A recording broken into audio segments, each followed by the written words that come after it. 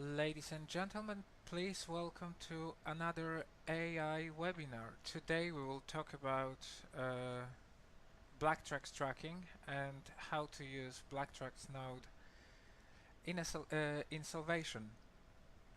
As you can see on my screen, I already prepared two screens.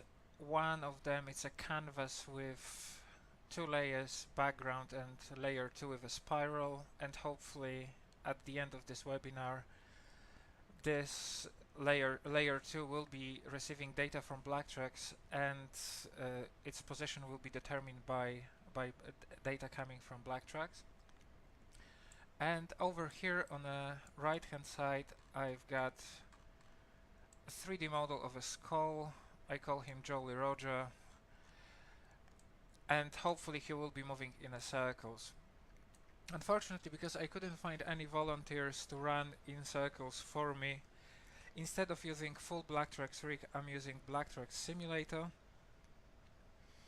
But it provides enough data, it provides X, Y and Z position for any tracked object, and hopefully that will be enough to show you how to implement and how to use BlackTrax in AI.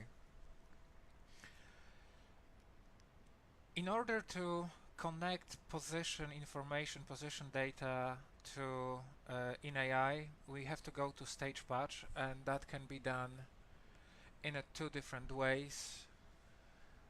First of all, it can be done through AI outputs and the stage patch, or we can get there directly by clicking on a project window, stage patch. This time I will do that from stage window and the project window and the stage patch button, simply because I'd like to see what is happening on my stage as I work with modules. So in my simulator I created two objects that are moving in a circles, and I will start with assigning position X, Y and Z position into position of my skull. So let's go to stage patch. Over here you can see I've got addict fixture 0, addict fixture 1, and logically they are screen 1 for addict fixture 0, and for addict fixture 1 that's screen 2. In order to assign position information, I need to load different skin to my addict fixture. To do that I need a bit more space, so I moved a mixer node.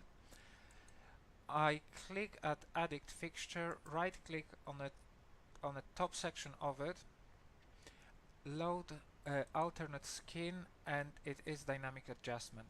As you can see, parameters that appeared over here are position X, Y, Z, screen width, height, depth, also angle, which would be rotation if we were receiving those data from BlackTrax. So in the next step I have to add BlackTrax module, and to do that I right click somewhere on the background, select insert module, and in the network section I select BlackTrax. It doesn't matter where it lives, where it sits. So what is important is where the position X, Y and Z are going to be attached. So from my BlackTrax simulator I can see that I'm tracking object number 0 as the first one, and I will start with assigning X position to X position of my skull,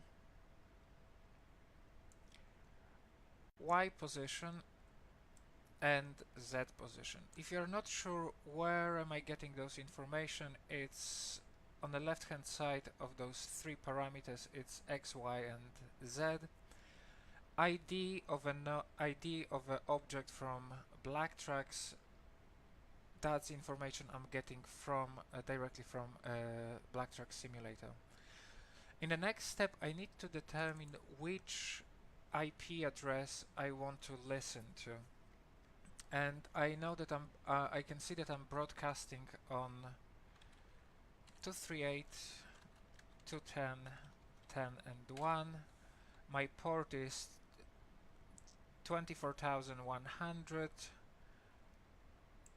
Select listening, and as you can see, I'm receiving information about X and Y position from BlackTrax,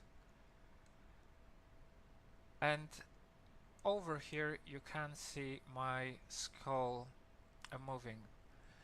In the next stage, you probably would like to know how you can use that information, or how would that work in a real life.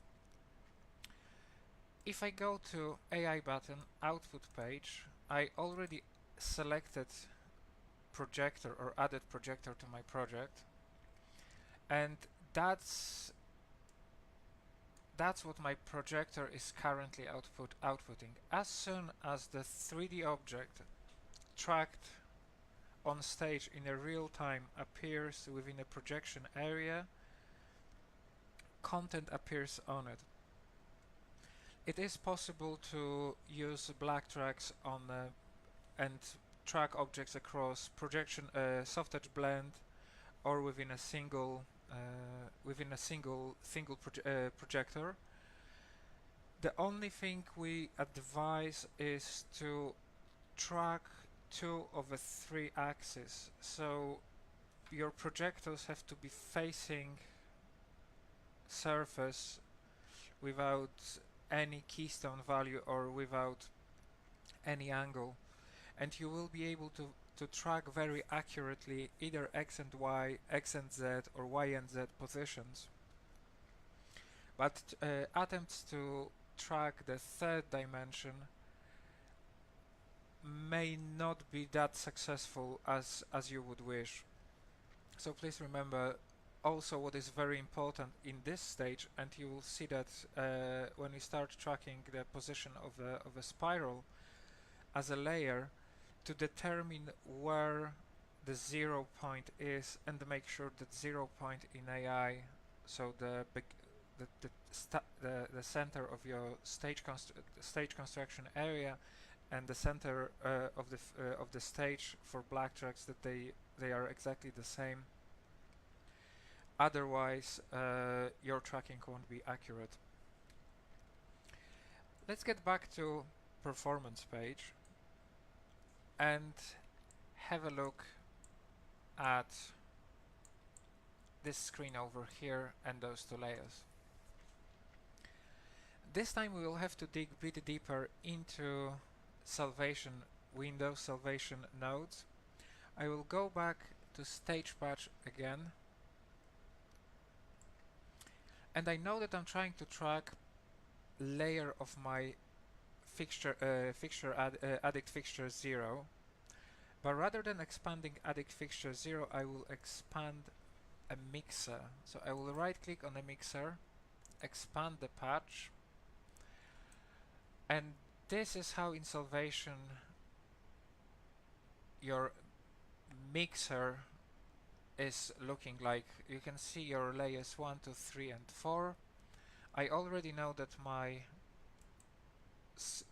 content I want to track is on layer 2, so once again I will right click on the layer 2, expand the patch, and expand this window, because the next node I'm looking for is X position. You can see that it's connected or linked into X position over here. That's the controller you could use in a layer control window. We will all click and right click on the X position node over here, expand this patch, and you can see this is still quite complex. So that's the information, or that's the data coming from the layer above, so from the ArtNet layer, and that information is connected to our vector math node. What I will do in order to control or be able to control the position externally, first of all I will right click and disconnect the node from the data coming from ArtNet layer. Right click on gray background to insert module, select the network, select the BlackTrax node, and repeat the same operation. This time I will be working with object 1, so second object I'm tracking in BlackTrax simulator, and this time I will connect only X data of X. I have to use the same broadcast IP address. Begin to listen. As you can see, I'm receiving information over here, and let's have a look what is happening with my layer. So my layer is gone, and as you can see, it's moving across my screen because it's receiving only X position information. And in this case, to calibrate the speed or either speed of your the movement or the range of a movement, we will have to get back to stage patch, mixer, layer 2, X position, and as you probably noticed, each of those vector math nodes allow you to calculate or use mathematical formulas. Rather than adding or trying to find them in Salvation by right-clicking, I can drag the region around them too, use Ctrl-C shortcut and Ctrl-V to copy it, and now you can see that my copied vector math node and parameter which is separate from it got another number. It also receives information or data from BlackTrax, so I can disconnect BlackTrax from here. This time I don't want to multiply, I want to divide, and from previous tries I think the value of 5 should work, and output data will be connected into the node where we previously connected BlackTrax data directly. So let's have a look at if it made any change to behavior of the layer. Oh, there she is. And again. So maybe value I just used wasn't the most accurate, and that's something where you will be spending a bit of the time to calibrate and to make sure that your the data you are receiving are interpreted in a correct way. I would also like to spend a couple of minutes to explain how to configure network. You have to have the either BlackTrax simulator or BlackTrax rig on the same network, on the same IP address range, and you will have to define the broadcasting IP address, which is outside the standard IP range, and then repeat or use the same IP broadcast IP in your BlackTrax node. So if we have a look at my position, that's the 238.210.10.1 IP address. Also, you will have to pay attention into the port number. If they won't match, AI won't be able to listen to incoming data. Let's try with 3. That's my last attempt. You already saw it moving. Oh, it's slightly better. But that would be the point when you and the BlackTrax operator, or maybe you in those two roles, would have to spend some time on calibrating zero position to ensure that your layer is moving in a way you would expect.